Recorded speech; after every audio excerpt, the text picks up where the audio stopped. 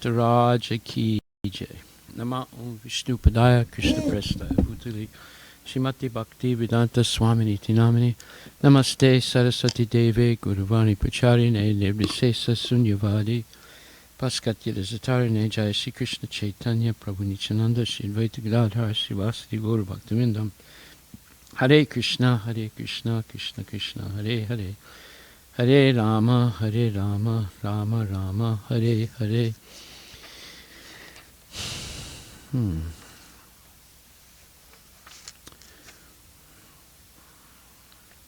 So we are on Canto 1, Chapter 5, text number 40, the last verse. Oh no, we did that. And we started Chapter 6, and where did we get?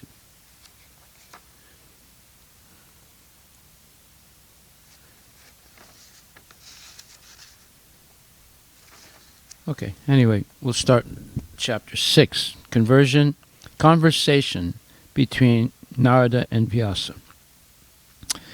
Sutta Goswami said, this is text number 1, Sito vacha evam isamya bhagavan devarsir janma karmacha bhuya pa pracha tam vaman Vyasa satyavati sutta. Sutta said, O Brahmanas, thus hearing all about Sri Narada's birth and activities, Vyasadeva, the incarnation of God and son of Satyavati, inquired as follows.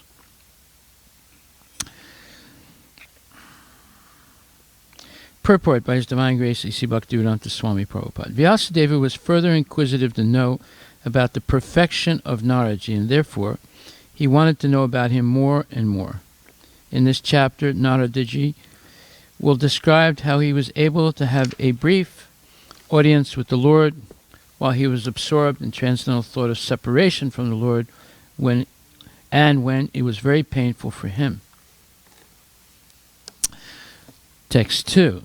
Vyasa uvacha bhikshubir vipravasite vignan adistribhistava vartamano Vyasyadye tata kim akarud bhavam. Shri Vyasa said, what did you, Narada, do after the departure of the great sages who had instructed you in scientific transcendental knowledge before the beginning of your present birth? Purport by Srila Prabhupada. Vyasadeva himself was the disciple of Naradaji, and therefore it was natural to be anxious to hear what Narada did after initiation from the spiritual masters. He wanted to follow in Narada's footsteps in order to attain to the same perfect stage of life. This desire to inquire from the spiritual master is an essential factor to the progressive path. This process is technically known as Saddharma Pricha. Okay, we have to keep quiet. Swayambhuva kaya vritya vartitam te param vaya katam chidam udashraksi kale prapte kalevaram. So text 3. O son of Brahma, how did you pass your life after initiation, and how did you attain this body, having quit your old one in due course? Purport by Srila Prabhupada. Sri Narada Muni in his previous life was just an ordinary maidservant's son, so how he became so perfectly transformed into the spiritual body of eternal life, bliss and knowledge is certainly important. Shri Vyasadeva desired him to disclose the facts for everyone's satisfaction. So we see that Vyasadeva is asking very important questions of Narada Muni, his guru, and that is the proper way for a disciple and guru relationship. And as Prabhupada says, the desire to inquire from the spiritual master is an essential factor to the progressive path. This process is technically known as Saddharma Pricha. Text number 4. prakalpa vishayam etam shmitim te munisattama nahi esa vyavadat kala esa sarva nirakriti. O great sage, time annihilates everything in due course. So how is it that this subject matter, which happened prior to this day of Brahma, is still fresh in your memory, undisturbed by time? Well, the duration of Brahma's night is the same length as the duration of Brahma's day, which is like, if I'm not mistaken, 311 trillion years. So maybe that's wrong. Let's see. There are 1,000 cycles of 4 ages. So 1,000 cycle of 4 ages, and it lasts 4,300,000 years for one cycle. So you have to multiply that by 1,000.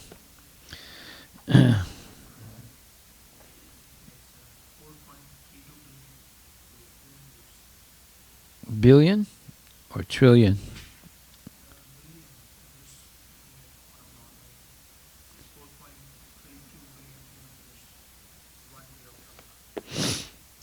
Okay.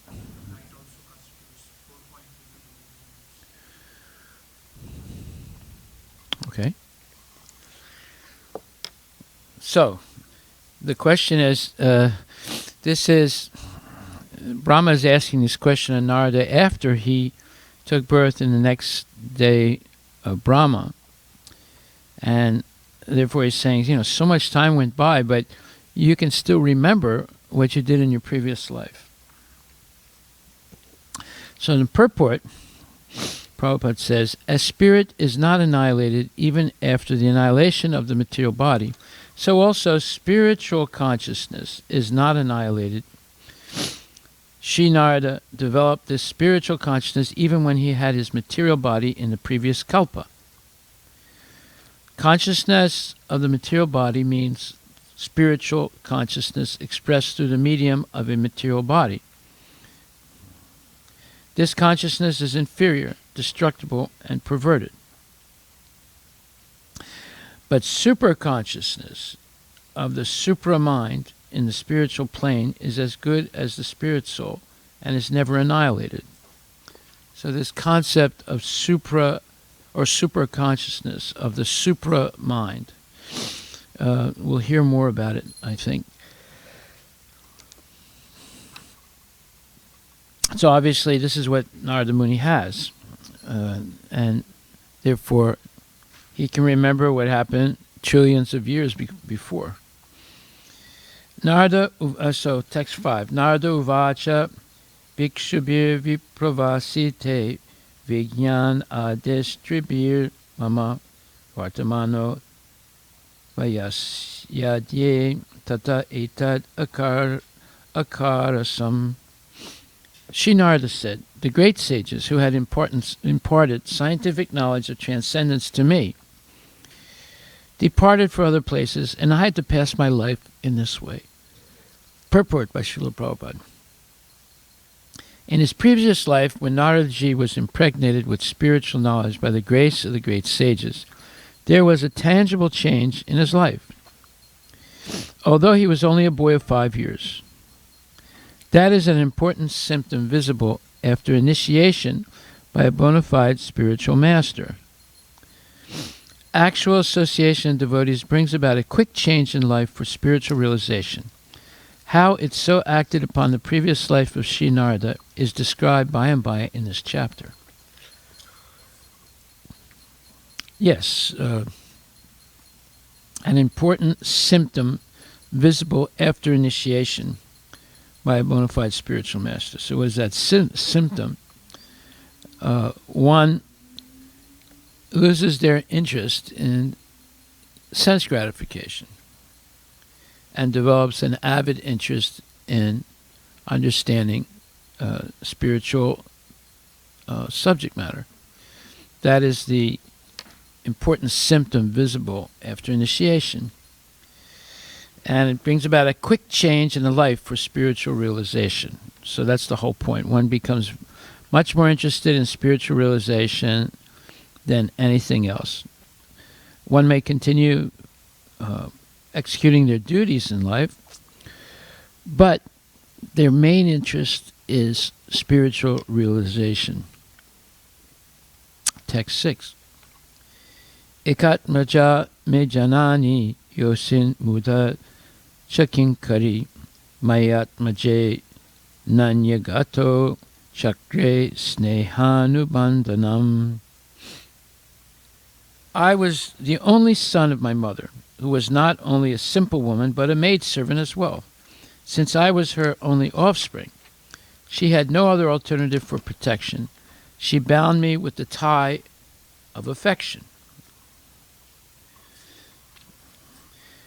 Text number 7.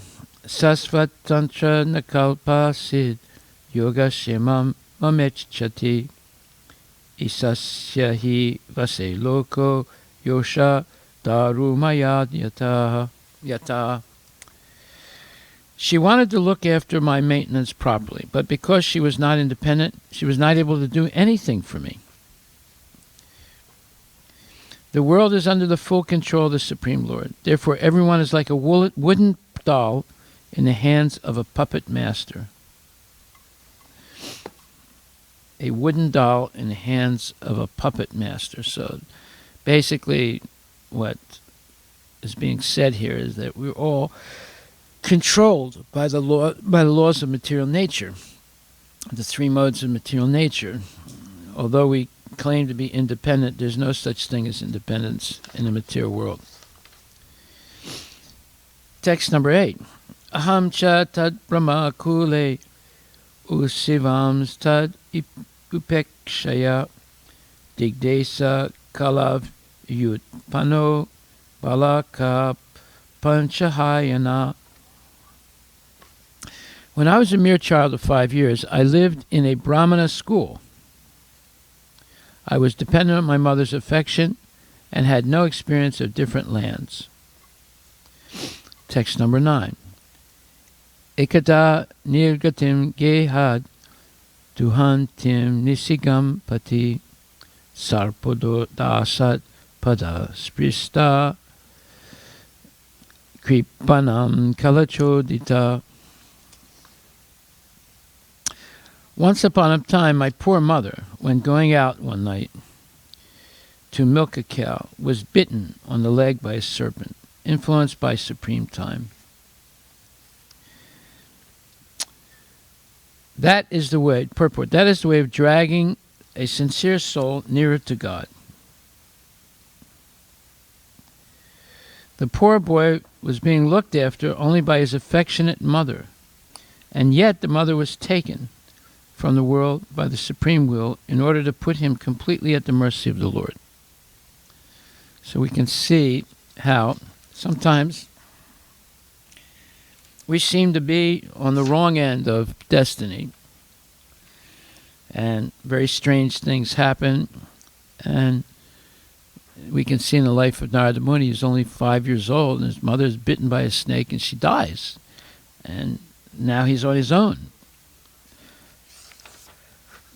This happened after the Bhaktivedantas, or those great sages that were instructing him, left. Text number 10. Tada tad aham isasya bhaktanam sam abipsata anugraham manya mana patistam disam uttaram. I took this as the special mercy of the Lord, who always desires benediction for his devotees. And so thinking, I started for the north. So, this is the attitude of a real devotee, although he's only 5 years old. His mother is very suddenly taken away from him. He's all alone. But because of his spiritual, let's say, understanding, he takes complete shelter of Krishna. And he considers this tragedy as the special mercy of the Lord. And the Lord, of course, Narada doesn't see the Lord as a cruel person. He sees this situation as the benediction of the Lord. And now he goes toward the north. Purport. Confidential devotees of the Lord see in every step a benedictory direction of the Lord. There's a saying in English, in every tragedy there's a silver lining. So, what is considered to be an odd or difficult moment in the mundane sense is accepted as special mercy of the Lord. Mundane prosperity is a kind of material fever, and by the grace of the Lord, the temperature of this material fever is gradually diminished, and spiritual health is obtained step by step. Mundane people misunderstand it. Well, this short purport has tremendous significance. We can see today that there is a terrible, let's say, situation in the United States and around the world with this coronavirus. Now, is this a special benediction of the Lord, or is it some kind of curse on humanity? Well, you could say it's both. For materialists, it's a curse. For devotees, it's a special benediction. Now, how do we understand that? Because devotees also suffer. They can lose their jobs. They can have difficulty paying mortgages, this thing, that thing. But for a devotee, it's a reminder that a real duty in life is to spread Krishna consciousness. Just like we're saying that a virus is being spread and thousands of people, well, now there's over 500,000 people in the world that have the virus. And in the United States, about 43 or maybe close to 50,000 people have the virus. Okay, like 10% of the world population. 10% of the world population that has the virus. So we see that there's a lot of fear and distress and economic upheaval. So how can we say it's a special benediction? Well, if we take this as Krishna's mercy to spread Krishna consciousness, now when people are doing well materially, they're not so interested in Krishna consciousness. When their sense gratification is going very well, they're not interested in Krishna consciousness. But when there is a difficulty that basically uproots the whole basis of people's life, that is, making money and enjoying sense gratification, then people start asking questions. So what are those questions? Why are we suffering? That's the fundamental question. Why do we suffer? We don't want to suffer. We're working day and night not to suffer, but yet suffering is coming without our desiring it. So people are going to have questions. Now, how to answer those questions? If we are also confused, we can't answer the questions. But if we have clear understanding of the background arrangement of this universe, then we can answer the questions. So it says here, mundane prosperity is a kind of material fever, and by the grace of the Lord, the temperature of this material fever is gradually diminished, and spiritual health is obtained step by step. Mundane people misunderstand it. So the material fever of mundane prosperity, more houses, more cars, more bank balance, and so forth. By the grace of the Lord, the temperature of this material fever is going down. They might get a coronavirus fever, which is going up, but the material fever for sense gratification through material prosperity is going down. So this is considered a special mercy of Krishna by devotees. What is considered to be an odd or difficult moment in the mundane sense is accepted as special mercy of the Lord. So, those people who begin to ask the question, why is this happening? Does this mean that God is angry at humanity? So there's a Christian, one of the Christian advisors of President Trump believes that God is angry at humanity, and therefore he's brought about this coronavirus. Actually, the idea is not that God is angry, rather that people have become so involved in sinful activities that every once in a while there's a culling. You know, when a culling means a separation. So to lower the temperature of material prosperity and to give people a chance to think more seriously about what is actually the purpose of life, these type of difficult situations arise. Not because God is angry, it's because of the behavior of the people. This is what brings on these tragedies. So we see there's some people in China that eat bats and snakes and lizards and cockroaches and other things like that. This is unacceptable. But is it different than in America where they eat chickens and ducks and cows and sheep and pigs? And there's not much difference. One might think, well, it's horrible to eat a bat, but it's okay to eat a cow. But actually it's not. It's even worse eating the cow than eating the bat. It's better you eat the bats, you know, and leave the cows alone. So what is considered to be an odd or difficult moment in the mundane sense is accepted as special mercy of the Lord. People have to think more carefully now. Where are we going in life? If in a matter of 3 weeks the entire economy comes to a abrupt stop, what does it mean, this type of life? Say, and then, yeah, it's better to have a more natural life where you grow your own food and you protect cows and you have fresh milk. And one lady called me up today. She said, I have enough food for my family to last for many months, but I don't have any fresh vegetables. And we were buying fresh vegetables from your farm last year. Can we come right now and buy some fresh vegetables? I said, well, we haven't planted yet. It's still a little too cold. I said, you can come in May.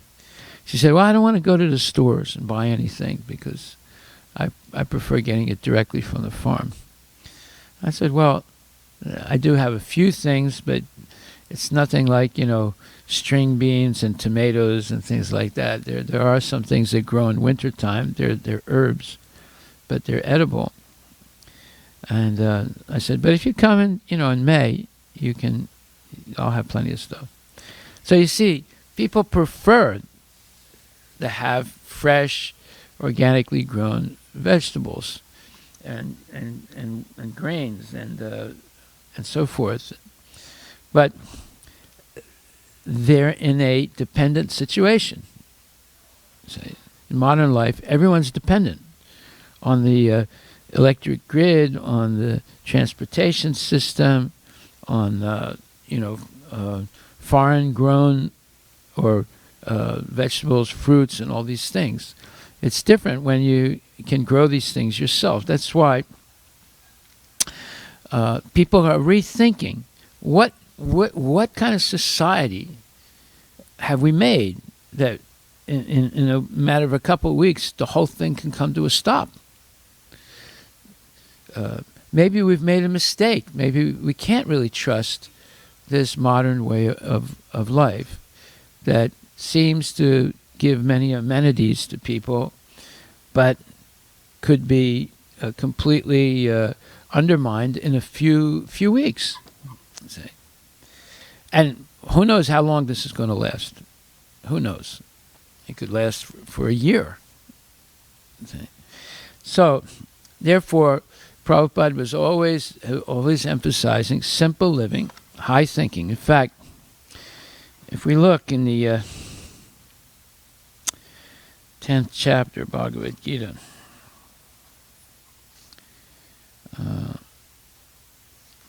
Prabhupada writes, the basic principle, 10th chapter, Canto 1, chapter 10, verse number 4. The basic principle of economic development is centered on land and cows. The necessities of human society are food grains, fruits, milk, minerals, clothing, wood, etc. One requires all these items to fulfill the material needs of the body. Certainly one does not require flesh and fish or iron tools and machinery. During the regime of Maharaj Yudhisthira, all over the world there were regulated rainfalls. Rainfalls are not in the control of the human being. The heavenly king Indradeva is the controller of rains, and he is the servant of the Lord. When the Lord is obeyed by the king and the people under the king's administration, there are regulated rains from the horizon, and these rains are the causes of all varieties of production on the land. Not only do regulated rains help ample production of grains and fruits, but when they combine with astronomical influences, there is ample production of valuable stones and pearls. Grains and vegetables can sumptuously feed a man and animals, and a fatty cow delivers enough milk to supply a man sumptuously with vigor and vitality. If there is enough milk, enough grains, enough fruit, enough cotton, enough silk, and enough jewels, then why do the people need cinemas, houses of prostitution, and slaughterhouses, etc.? What is the need of an artificial, luxurious life of cinema, cars, radio, flesh, and hotels? Has this civilization produced anything but quarreling individually and nationally? Has this civilization enhanced the cause of equality and fraternity by sending thousands of men into a hellish factory and the war fields at the whims of a particular man? It is said here that the cows used to moisten the pasturing land with milk because their milk bags were fatty and the animals were joyful. Do they not require, therefore, proper protection for a joyful life by being fed with a sufficient quantity of grass in the field? Why should men kill cows for their selfish purposes? Why should man not be satisfied with grains, fruits, and milk, which, combined together, can produce hundreds and thousands of palatable dishes? Why are there slaughterhouses all over the world to kill innocent animals? Maharaj Parikshit, grandson of Maharaj Yudhisthira, while touring his vast kingdom, saw a black man attempting to kill a cow. The king at once arrested the butcher and chastised him sufficiently. Should not a king or executive head protect the lives of the poor animals who are unable to defend themselves? Is this humanity? Are not the animals of a country also the animals of a country citizens also? Then why are they allowed to be butchered in organized slaughterhouses? Are these the signs of equality, fraternity, and non-violence?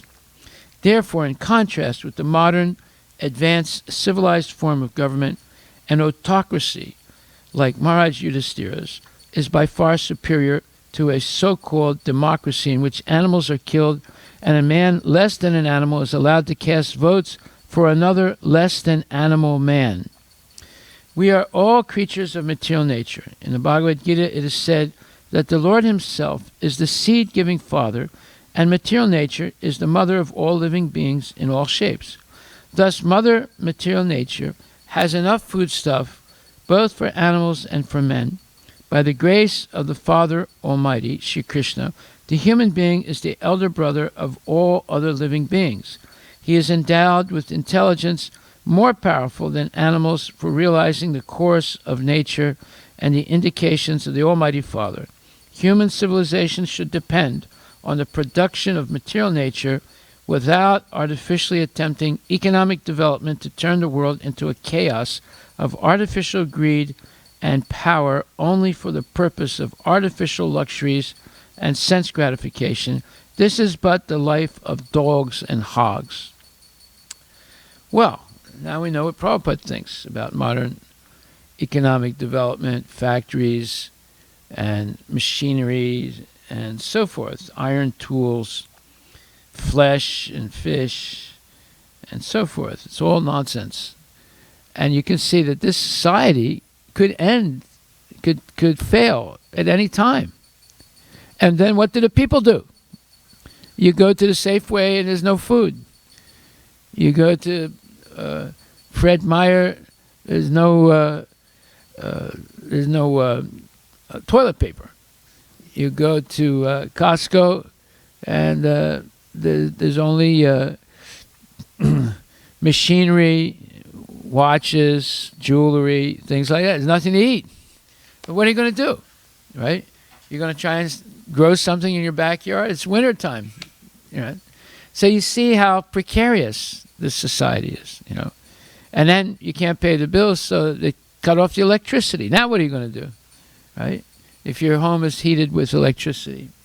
So we can't assume that this type of society in which there's massive killing of animals, and especially cows, can go on smoothly, indefinitely. It is a very precarious situation. And therefore, we have to plan to institute what Prabhupada wanted. He wanted self-sufficient farms. And he wanted temples to be supplied by these farms. And that requires a whole generational culture to go back to self-sufficient living and to be able to produce and supply the basic needs based on not industry and modern agriculture, but traditional means of growing based on the cow and proper use of the land.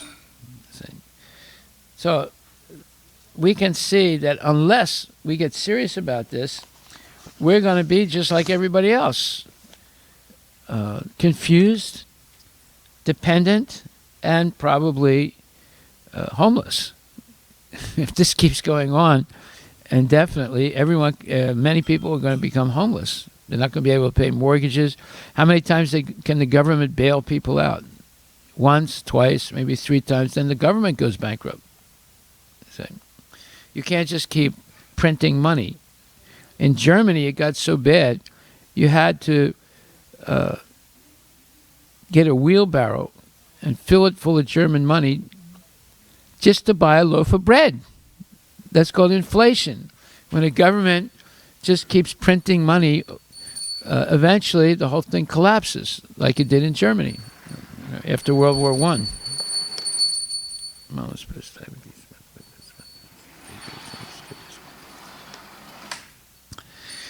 Okay, so here, now text number 11.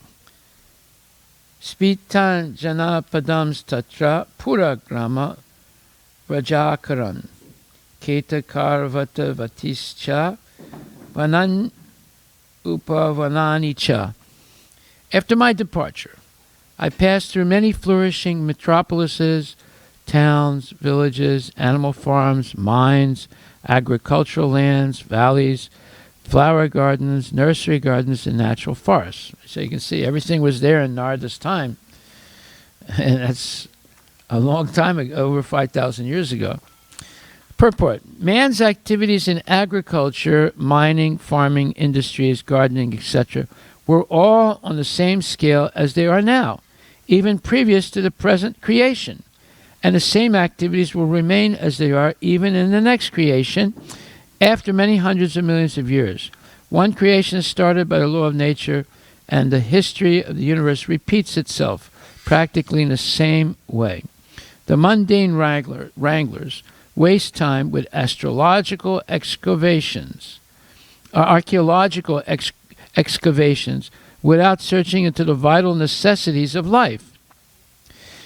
So in other words, it's saying people are trying to dig up ancient civilizations, but they're not thinking about how to supply the vital necessities of life today. See? After getting an impetus in spiritual life, Sri Narada Muni, even though a mere child, did not waste time for a single moment with economic development, although he passed towns and villages, mines and industries.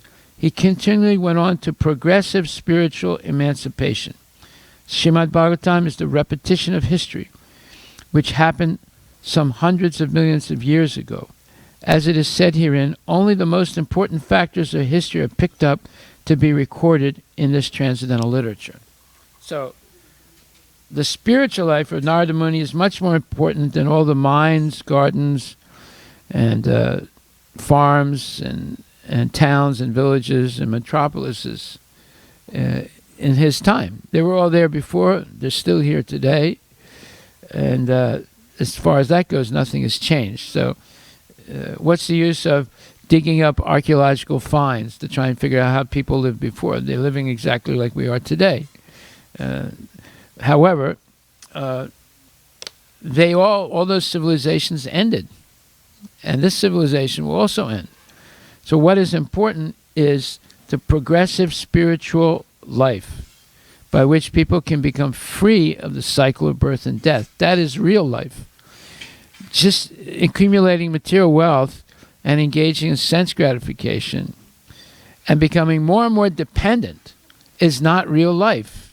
It's a false type of life. And you can see that at any moment it can be interrupted by natural catastrophe. And natural catastrophes include earthquakes, tsunamis, hurricanes, and viruses. And the virus is probably the most dangerous thing because you can't see the enemy. So Narada Muni saw, mining, agriculture, farming, industries, gardening, and Prabhupada says, and they were all on the same scale as they are now, even previous to the present creation. That's in the previous creation, previous day of Brahma. And the same activities will remain as they are even in the next creation.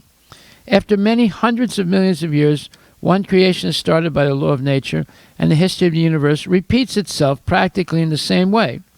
The mundane wranglers waste time with archaeological excavations without searching into the vital necessities of life. What is the most vital necessity of life? Knowledge of Krishna. Because by knowledge of Krishna, Janma karma chame divyam evam yoveti tatvata tyakvadeham punar janma naiti mameti sarjano. One who knows the transcendental nature of Krishna's appearance and activities does not on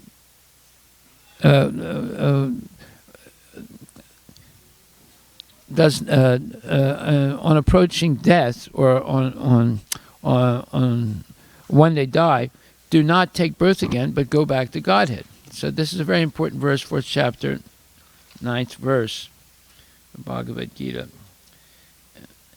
And it says, one who knows the transcendental nature of my appearance and activities does not, upon leaving the body, take his birth again in this material world, but attains my eternal abode, or Arjuna. So, that means progressive spiritual life. And we can see, in the case of Narada Muni, he has attained eternal life, although he's still in the material world. He can travel anywhere on his own energy, doesn't need airplanes or rockets. And he can go to the spiritual world as well as go down to the hellish planets because he's a liberated person. That is progressive spiritual life. So, and what does it say here? Sri Narada Muni, even though a mere child, did not waste time for a single moment with economic development, although he passed towns and villages, mines and industries. He continually went on to progressive spiritual emancipation.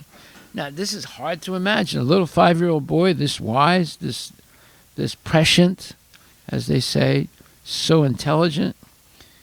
That's because of his association with the Bhaktivedantas for a 4-month period.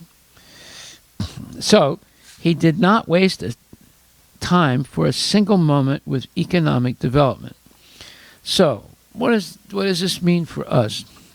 Should we all quit our jobs and live in community and so forth? Well, no, you can't do it overnight. It's not possible.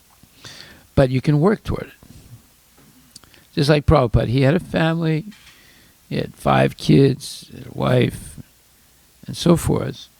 And but he developed progressive spiritual life from the moment he met his guru. Already his father was a spiritual person, father and mother. So he got that basis. But then when he met his guru, that was the defining moment. But still, he had just gotten married. So he went through married life. He had a business. He worked for someone for a little while. Then he started his own businesses. And eventually, his children grew up. And he got married. And then his business didn't do so well after some time. And then his spiritual master was appearing in his dreams, and he was encouraging him to take sannyas. And he did. And he struggled for many years in India and then in the early days in the United States. But then he became tremendously successful because his only purpose was to please his spiritual master and follow his spiritual master's instructions. And he's done so much good. And even after he's left this world, this movement is going on forward. So we see that the spiritual progressive life is the real life. And one can, if they choose to get married and have children, one can even go through that whole period developing progressive spiritual life by having proper association and getting proper guidance. But we should not be fooled. Prabhupada definitely wanted to have self-sufficient farms, and those farms supplying the temples with food and milk and a means of subsistence of basic items without dependence on factories and industrial complexes and so forth. So, besides chanting Hare Krishna, besides following the regulative principles, besides building temples, we also have to have the entire supply chain of farm and dairy so that no matter what happens, devotees and society can be, let's say, self-sustaining. The model of the big city, Prabhupada said previously there were only 2 big cities, Dwarka and Hastinapur, or Delhi, as he says. All the people lived in villages, and there were just two big cities. That was it. And there were not, millions and millions of people.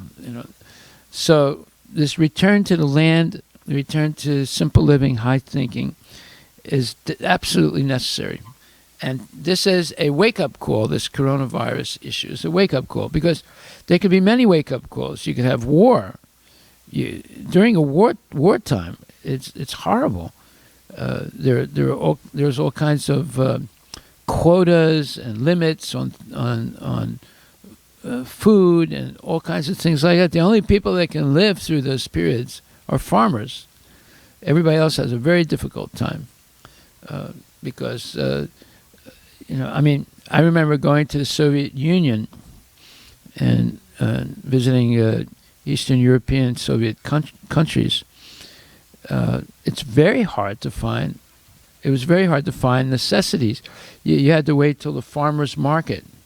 And the farmers would bring things. In the wintertime, there wasn't much variety. There was simply cabbages and apples. That was it. Milk was very hard to get. Very, very hard to get, unless you had an in with a farmer. So we have to realize that could very well happen again. The only people that can live through difficult times like that are the farmers. And the other people in the cities, they have a difficult time, very difficult time. And they don't have the jobs, they don't have the money, they don't grow their own food. Previously, also in America, in World War I, World War II, most of the people didn't live like this in these big high-rise buildings. They had small plots of land and small houses, but they had yards. And there was a thing called the Victory Garden during World War I and World War II. People were growing their own food in their backyard. I remember my father had a Victory Garden. And, of course, that was a little bit before I was born. And then after I was born, I heard about it, right? But he had a Victory Garden where he was growing his own food, for the family. And many people were doing that. And they were also canning food and drying vegetables or canning them. And then some people had chickens also and things like that in the backyard. And I'm sure in India, almost everyone was living in villages until, maybe 60, 80 years ago. And then all these big cities began to develop. So we should use this as a wake-up call, because if we can do this, in other words, build up these self-sufficient farms as well as maintain the temple and the preaching, this will be a beacon of hope for people in the society today. Many people are realizing that, look, one virus can knock out the whole economy. My God, that means that it's very vulnerable, right? One virus can make the stock market lose thousands of points in a couple weeks, and one virus can bankrupt the entire economy of the United States, the economic giant in the universe, in the world. So yeah, it can. So therefore, we were all dependent on Krishna. So this is what we learn through difficult situations like this. So the more we become dependent on Krishna, the more strictly we have to follow the rules of Krishna consciousness, rules and regulations, and then the more proactively we have to work to implement the program that Prabhupada wanted. Education of our kids. We can't submit our children to education in public schools. It's just not good. In fact, this is what Prabhupada says. He says,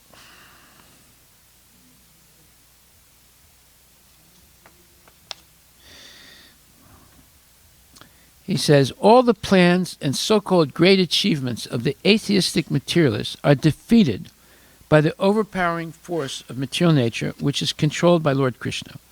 Their flawed, speculative theories are the reason the atheists fail in their attempts to control nature.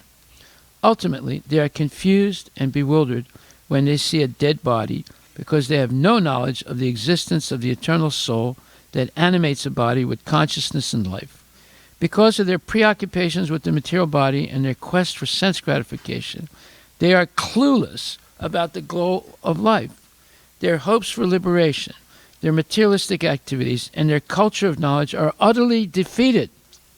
The pursuit of material knowledge is a formidable obstacle for achieving Krishna consciousness. It increases attachment to the material world and mundane activities. One acts like a beast of burden, working day and night to gain more money for sense gratification, and completely ignores the quest for spiritual enlightenment. Srila Prabhupada drives this point home. People will forget God with the advancement of so-called material science or material knowledge. The result will be that people will forget God. And then next is anitya samsare moha janamya. This material world, which is temporary, where we cannot stay, we are already captivated, but this advancement of material knowledge will make me more captive, and I shall work just like an ass. That's all. Now, whether he is wrong, tell me. This charge is that the advancement of material education is advancement of the influence of material energy. And if you say that what is the wrong there, the wrong is that we are already rascals, and this education will make me more rascal. Anitya samsari moha janamya. He's referring to a poem by Bhaktivinoda Thakur. And he's saying, now, you tell me if he's right or wrong. That's what he's saying. I am already captivated in this temporary material world, and these things will make me more advanced to be captivated in this material world. Now, this is the version of Bhaktivinoda Thakur. Now, if you don't like it, tell me what is the reason. Tell me, material education? We are already captive under the laws of material nature, and the more we advance in material education, we'll be more and more rigidly captive. So this is the version of Bhaktivinoda Thakur. What is your answer? Can anyone refute Bhaktivinoda Thakur that he is wrong? You see, Prabhupada is challenging. So he challenges the devotees listening to raise an objection that modern materialistic education entangles people more in the cycle of birth and death. One devotee remonstrated that without education one cannot even read the books Bhaktivinoda Thakur has written. Srila Prabhupada replied that reading the books written by bona fide acharyas is real education. Prabhupada: that is real education. We want that you learn from Bhaktivinoda Thakur. You learn from Vyasadeva. You learn from Narada. But why you are learning from Freud, from Darwin, and such rascals? Education means you should learn from a person who is authorized, who is without mistake, without illusion, who does not cheat, just like we are learning from Krishna. That is education. And if you learn from rascals and fools, then what is that education? Education means to learn from the learned person. But if you are learning from a rascal and fool, then what is your education? Education is required, but we require what is actually education, which is not cheating. But we are being educated, being cheated. We are working for this body, which I am not. Is that education or is it cheating? If you say, I am taking my interest, I'll say, I am taking water. I wash daily my shirt and coat. And is that knowledge? And what about you, your food? I don't care for that. I wash my coat and shirt daily. Is that education? You keep yourself starving and you keep your coat and shirt very clean? So basically he's comparing the coat and shirt to the material body and and ignoring the soul in the body, right? He says, is that education? You keep yourself starving and you keep your coat and shirt very cleansed? Is that education? This is going on. Therefore, people are restless. He is hungry, meaning hungry for spiritual happiness and knowledge. What he will do, his cars and his shirt and coat and big building. So the big building, the cars, the shirt, and all the modern appurtenances or gadgets and things, that's not going to make a person really happy. Therefore, people are restless. He is hungry. What will he do? His cars and his shirt and coat and big building. Why? They are committing suicide. Because he is not happy. There is no food for the spirit soul. What he is actually. Is that education? In other words, he's saying, they're not learning anything about the soul in this modern education. So they're not going to be happy. They're just going to be frustrated. And then these material tragedies come and they're confused. They don't know what to do. There is no food for the spirit soul. That what is he is actually. Is that education? That is not education. So Bhaktivinoda Thakur is right when he says, Jiba ke karaye gada. This material education means making people more and more asses. That's all. He is already ass because he's in this material world, And the so-called material education means keeping him in that condition more and more. So, anyway, I'm just reading a page and a half here, but it's so heavy, and it keeps going on. You know, it's this whole booklet that I wrote is all about Prabhupada's understanding of education. Prabhupada says, children are a blank slate. You can mold them as you like, and they're eager to learn. So if you teach them to go to these materialistic schools and learn mundane knowledge, basically you're teaching them to kill their soul but to polish the body. Anyway, so Narada Muni is an example. Now, is there anyone more successful in life than Narada Muni? Let me ask that question. He has an eternal body. He can travel anywhere he wants, the spiritual world or the material world. He's always preaching Krishna consciousness, and he has no problems. So, which educational system is better? The one you end up in a factory or a big building with thousands of other workers and always anxious that you might lose your job, or become like Narada Muni? We should think about it. Sri Narada Muni, even though a mere child, did not waste time for a single moment with economic development, although he passed towns and villages, mines and industries. So we'll stop right there. That's text number 11. Any questions?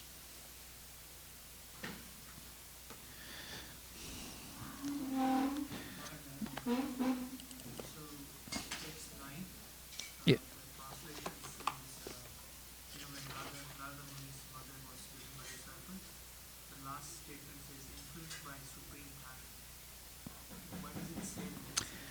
So the Kala Chakra is Krishna. It's Kala Chakra is controlled by Krishna. So time is one of his energies. And some things happen, we have no explanation for it, right? But obviously there is an explanation, that nothing can happen without the mercy of the Lord. So it all fits into the plan of the Lord. Now this is explained more in depth later on in the Bhagavad, in this first canto.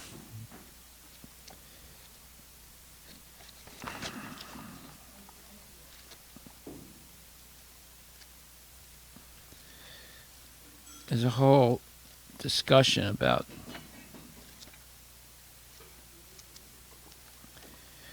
one second. Let's see.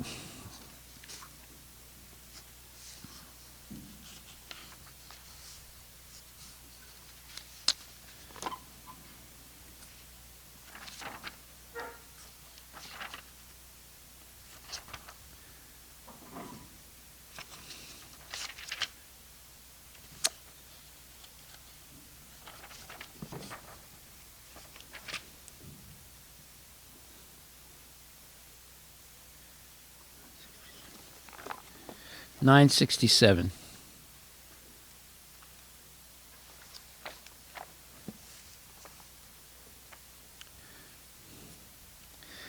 So there's a bull who represents principle of Dharma, and there's a cow, and the bull is being beaten by this Sudra, this black Sudra, and Maharaj Pariksit comes and stops it, and he's going to kill the Sudra. But he asks the bull, why is this happening to you? And who did this to you? So the bull says that I can't blame the Sudra. So Maharaj Pariksit is surprised when he says that, because he just stopped the Sudra from beating him. He had broken 3 of his legs, and the last leg, he was beating on that to basically kill the bull. And the cow is watching this and crying. So the cow is Mother Bhumi, and the bull is the principle of Dharma. And 3 legs have been broken. So you have the four legs of universal spirituality, which are mercifulness, cleanliness, austerity, and truthfulness. So the only leg remaining is truthfulness. Right? The other three have been broken already. Okay. So Maharaj Pariksit said, "O bull, you are offenseless and thoroughly honest. Therefore, I wish all good to you. Please tell me of the perpetrator of these mutilations, which blackmail the reputation of the sons of Prita." In other words, the fact that they're letting this happen in the kingdom is a black mark on the Kuru dynasty, on Maharaj Yudhisthira, and then now Maharaj Pariksit. And it's a black mark on the whole Pandavas. Purport: the reputation of the reign of Maharaj Ramachandra and that of the kings who followed in the footsteps of Maharaj Ramachandra, like the Pandavas and their descendants, are never to be forgotten, because in their kingdom offenseless and honest living beings were never in trouble. The bull and the cow are symbols of the most offenseless living beings, because even the stool and urine of these animals are utilized to benefit human society. The descendants of the sons of Prita, like Maharaj Pariksit, were afraid of losing their reputations. But in the modern days, the leaders are not even afraid of killing such offenseless animals. Herein lies the difference between the reign of those pious kings and the modern states ruled by irresponsible executive heads without knowledge of the codes of God. Next verse, whoever causes offenseless living beings to suffer must fear me anywhere and everywhere in this world. By curbing dishonest miscreants, one automatically benefits the offenseless. So this is Maharaj Pariksit saying that. Purport: dishonest miscreants flourish because of cowardly and impotent executive heads of state. But when the executive heads are strong enough to curb all sorts of dishonest miscreants in any part of the state, certainly they cannot flourish. When the miscreants are punished in an exemplary manner, automatically all good fortune follows. As said before, it is the prime duty of the king or the executive head to give protection in all respects to the peaceful, offenseless citizens of the state. The devotees of the Lord are by nature peaceful and offenseless, and therefore it is the prime duty of the state to arrange to convert everyone to become a devotee of the Lord. Thus automatically there will be peaceful, offenseless citizens. Then the only duty of the king will be to curb the dishonest miscreants. That will bring about peace and harmony all over human society. And so text 15, this is Canto 1, Chapter 17, text 15. An upstart living being who commits offenses by torturing those who are offenseless shall be directly uprooted by me, even though he be a denizen of heaven with armor and decorations. Purport by Srila Prabhupada. The denizens of the heavenly kingdom are called amara, or deathless, due to their possessing a long span of life, far greater than that of the human beings. So amara doesn't mean they're eternal, but amara means they live a very long time. For a human being who has only a maximum 100-year duration of life, a span of life spreading over millions of years is certainly considered to be deathless. For example, from the Bhagavad Gita we learn that on the Brahmaloka planet, the duration of one day is calculated to be 4,300,000 years multiplied by 1,000 solar years. 4,300,000 times 1,000 solar years. Similarly, in other heavenly planets, one day is calculated to be 6 months of this planet, and the inhabitants get a life of 10 million of their years. Therefore, in all higher planets, since the span of life is far greater than that of the human being, the denizens are called deathless by imagination, although actually no one within the material universe is deathless. Maharaj Pariksit challenges even such denizens of heaven if they torture the offenseless. This means that the state executive head must be as strong as Maharaj Pariksit, so that he may be determined to punish the strongest offenders. It should be the principle of a state executive head that the offender of the codes of God is always punished.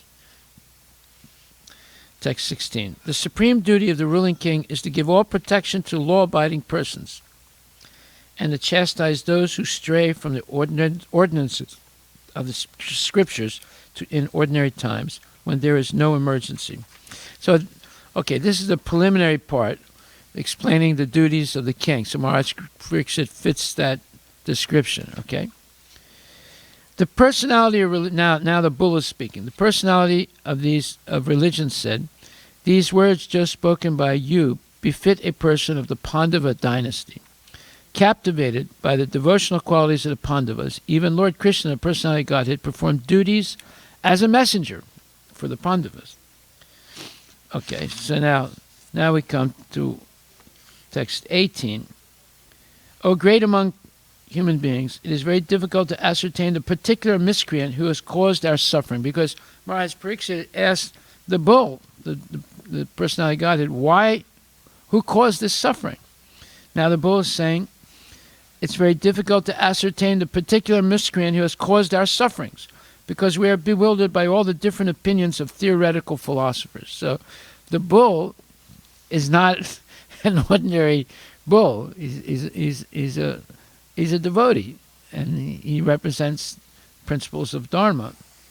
And he's saying he can't say who is the perpetrator of his suffering. Although the king just stopped the guy from beating him. They all know who the perpetrator is, but the bull's saying, I can't say this man is the perpetrator. Because we are bewildered by all the different opinions of theoretical philosophers. That's the problem.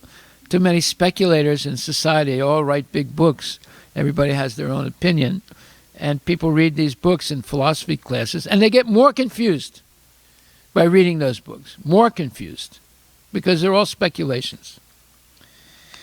Prabhupada says, there are many theoretical philosophers in the world who put forward their own theories of cause and effect, especially about the cause of suffering and its effect on different living beings. Generally, there are 6 great philosophers: Kanada, the author of Vaisheshika philosophy; Gautama, the author of logic; Patanjali, the author of mystic yoga; Kapila, the author of Sankhya philosophy; and Jaimini, the author of Karma Mimamsa; and Vyasa, the author of Vedanta Darshanam. Although the bull, or the personality of religion, and the cow, the personality of earth, knew perfectly well that the personality of Kali was the direct cause of their suffering, still, as devotees of the Lord, they knew well also that without the sanction of the Lord, no one could inflict trouble upon them. According to the Padma Purana, our present trouble is due to the fructifying of seedling sins. But even those seedling sins also gradually fade away by execution of pure devotional service.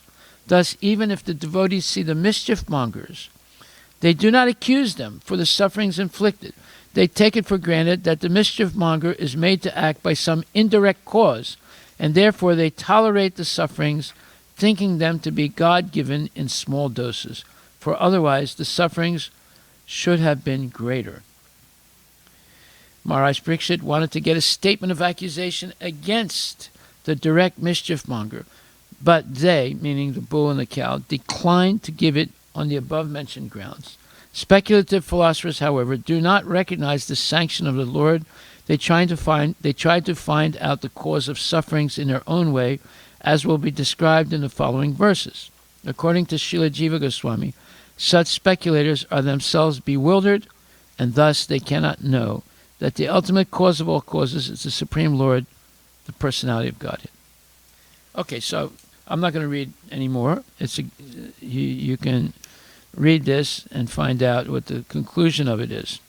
But the devotees accept difficult situations as the mercy of the Lord. The materialists get confused. They even claim that God is a vengeful person, and because they're suffering in the world, they don't believe in God anymore. So, how can he be a good person if there's so much suffering? But devotees understand that Krishna is the supreme controller, and if there are difficult times, it's to teach people a lesson that they're making too many mistakes, and they should re-examine what they're doing. See, so President Trump, not being a devotee, he cannot really help the situation. He himself is confused. They're throwing a lot of money as if that's going to solve the solution. There's going to be a solution to the problem. And they're hoping that the economy will come back and everything will be okay again. But that may happen. But the whole point is that people have to see how fragile and superficial such an economy is. It's not based on real wealth. Real wealth is fruits, vegetables, milk, and natural opulences like pearls and diamonds and gold. That's real wealth. Not factories and the big industrial complexes and big cities where everyone is dependent. That is a very dangerous situation. So we'll stop right there. Any other questions?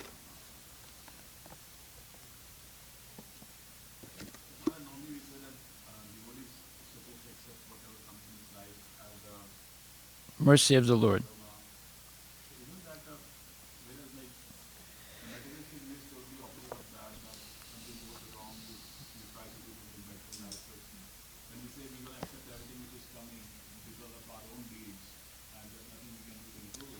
No, both things are correct. You can correct what's bad by furthering Krishna consciousness. It's not that you just throw your hands up and say, well, there's nothing we can do. No. Just like last night I told you, you should become a pure devotee. If you really want to help that person who died, and you really care for that person, you should become a pure devotee. And then you can help them, even though they died. You say, only their body is dead. The person's soul is still alive. It's not. They're just going to change the body. So the only way you could help anyone is by Krishna consciousness. You can't really help them by economic development. That's not going to bring back your dead friend. Right? But Krishna consciousness can awaken everyone, even people who have died. Because they haven't died. It's just a temporary body that died. So this is the thing you have to understand, that these tragedies are always going to happen. Now it's a virus, then it's war, then it's an earthquake. The tragedies are always going to happen. They've been going on forever in the material world. But they cannot happen by accident. It's all controlled by Krishna. So, if Krishna is letting such a thing happen, it's a message to us that we have to get more serious about Krishna consciousness. We have to be able to explain to people why these things are happening and convince them that, look, we've made many mistakes unknowingly. Now you have a chance to find out what those mistakes are and correct them. By reading Bhagavad Gita, gradually understanding more and more that, like, for example, there's the Panchasuna, the 5 types of sinful activities that we're unwitting of, we don't realize. Just like, for example, just by driving a car, you're killing millions of living entities. And by cleaning the house, you're killing hundreds and thousands of living entities. And by working, in the garden, you're killing living entities. And by being an administrator, you're killing living entities. You call the rat exterminator. You have cockroaches. You have to exterminate them. And then just by business, you're killing many living entities. If you're in the construction business and you tear down a building and build a building, you've killed hundreds and millions of living entities. See my point? Or if you're the administrator and you declare war, so many people are going to get killed, right? Or if you produce drugs, a pharmaceutical company, many of those drugs kill people. It's like they're suing this very big company that produces opioids.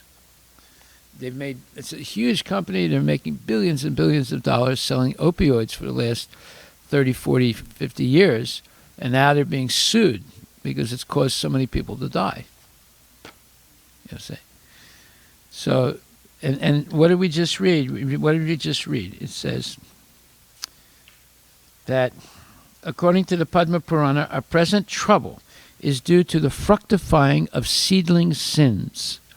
But even those seedling sins also gradually fade away by execution of pure devotional service. So that's explaining what's called the cycle of karma. So seedling sins means we've committed sins in previous lives. They are resting dormant for some time. And then eventually they fructify and then they mature, and then we suffer, and then we die. But the sin that cycle is not finished because the tendency to sin goes with you to the next body, and then it starts all over again. And some of the reactions to the sins go with you too, because they don't always happen in the same lifetime as you committed the sin. They can go to future lifetimes. And therefore you're just confused. You don't understand what did I do wrong that I'm suffering like this? But these are sufferings due to sins committed in previous lifetimes.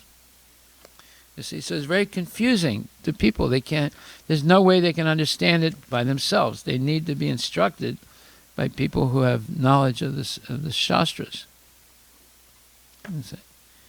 So once you understand something, then you know what to do to correct it. But if you don't understand it, you just keep on making the same mistake lifetime after lifetime. And you'll never become free of the cycle of birth and death. Because the soul is eternal, you can eternally stay in the material world and suffer. Now it's coronavirus, and next it's Ebola, and then next it's SARS, and then next it's something else, and then something else. And, they're coming one after the other. Every year there's flu. Every year people die. Every year at least 20 to 40,000 people die from the flu in the United States alone.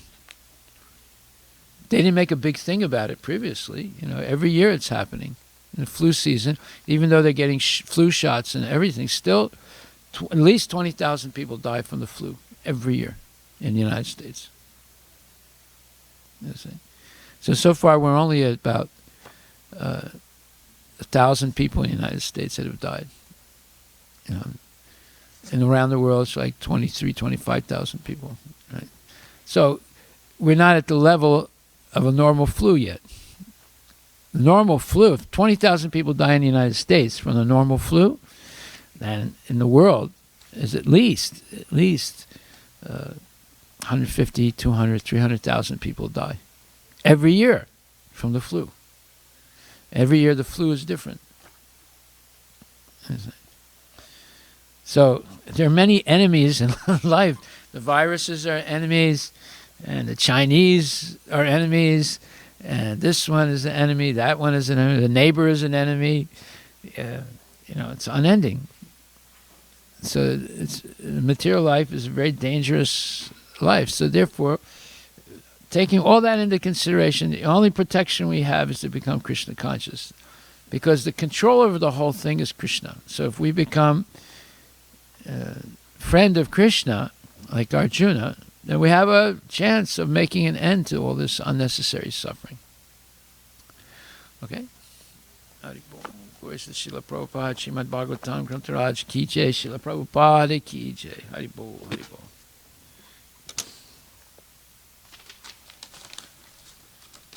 And now you know what Prabhupada thinks about modern education.